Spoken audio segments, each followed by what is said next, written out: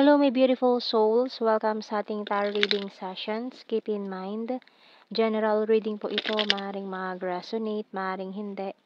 Kunin niyo na lang po kung para sa inyo and leave the rest. Maaaring mag-shift na energies or magkabaliktad ang sitwasyon. Kaya kayo na pong bahala kung saan kayo nakalugar sa reading natin. So, let's see.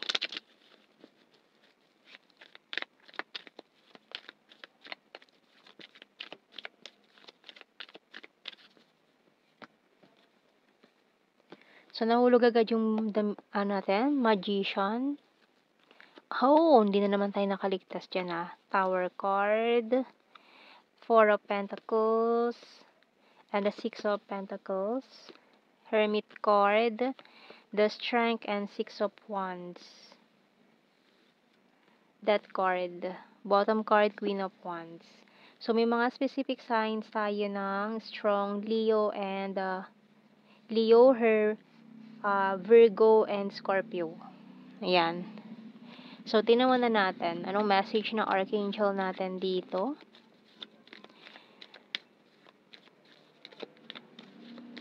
Dahil mukhang after mo magtago ng mahabang panahon or manahimik, or itong taong to, pwede magkabaliktad. So, matagal kang walang balita sa taong to, matagal siya nagtago, matagal siyang hindi mo nakita, hindi nagparamdam. Pero this time, mukhang makakarinig ka ng news about this person. Clairvoyance by Archangel Raziel.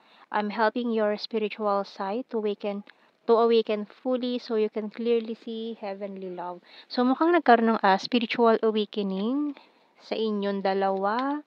Kaya parang may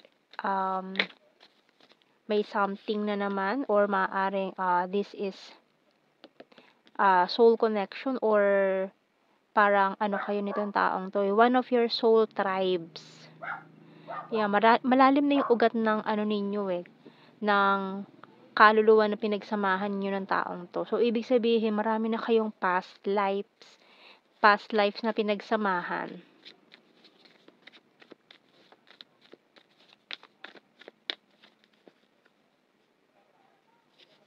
So, we have here the Mask,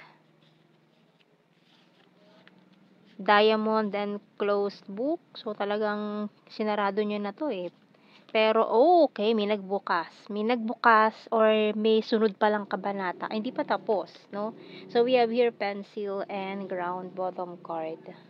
So, may kasunod palang kabanata. Mukhang anak Hanoy abangan ang susunod na kabanata ninyo ng taong ito. Okay, so tingnan natin sa Tarot Messages Oracle Cards.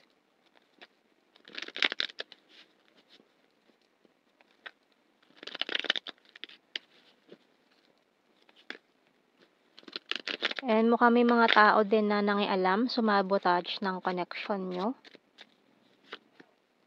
You're my wish come true. So, siguro na-realize niya na ikaw talaga yung hinahanap niya, yung wish niya na natupad na sana noon pero nagkahiwalay pa or hindi naging maayos. Tired and need rest. So, mukhang parehas kayong burnout na rin sa trabaho pero parang nabubuhay na lang kayo ng work-bahay, ganun. So, parang nawalan na ng sigla ng buhay, ang kulay, ganyan. So, parang ganun na lang paulit-ulit yung cycle na nangyayari. Pero ngayon, ayan, mukhang mabubuhayan kayo ng loob, ng dugo, magkakaroon ng kulay ang buhay, ayan. So, kasi mukhang may lulunok ng pride dito ayan. I hate my pride and ego. So, lalo na kung si Divine Masculine, lulunukin niya yung pride niya. Just to be with you or maayos to, giving up. So, mukhang give up niyo na talaga tong connection na to. Sinara niyo na pero ayan, may new chapter palang paparating. Keeping tabs on you. I want you back. So, ayan, hindi pa talaga tapos. You're so sexy and powerful and disciplined. So, yung bottom card, sayang na sayang naman, no? We're compatible to each other. Okay, and then 444 angel number. So, mukhang divinely guided din kayo nitong taong to. Kaya, wala makakahadlang kung kayo talaga. So, tingnan pa natin. More messages sa ating The Hidden Truth Oracle cards.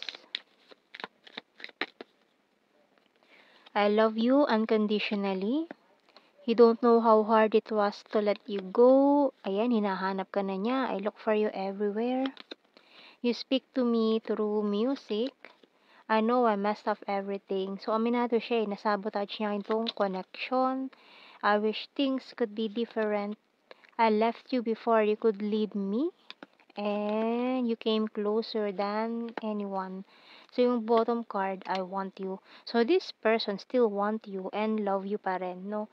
So, kuha tayo ng mga initials natin dito.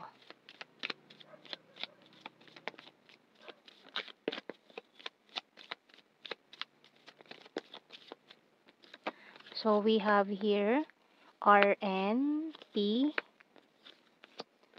F, I, U, S, A.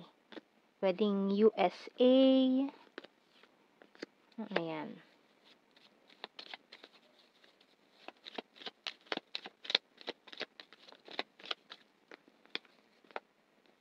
MGT. Ayan. And then, kuha tayo sa blue card. So, we have here, ayan no, malinaw na nakalagay dyan, past life lover. So, marami na talaga kayong past life na pinagsamahan nitong taong to. So, hindi lang basta-basta yung connection nyo. So, we have here reminiscing. So, maaaring may napanaginipan kayo na tawag ito, glimpse ng inyong past life or little details about your past life nitong taong to. So, let's see sa ating general signs and messages.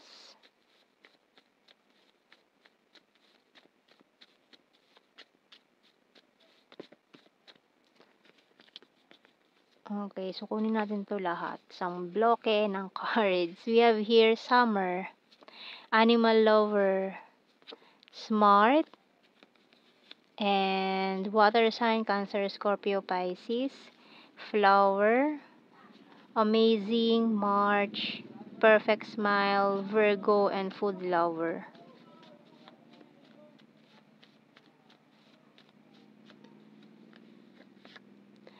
Aquarius, 9, party animal, shy at first,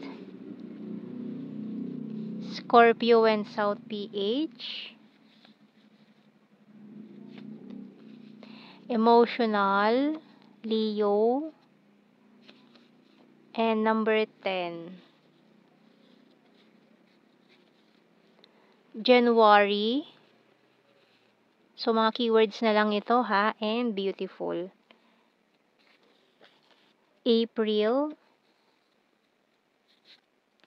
Gemini sign, mountain card, and nature lover.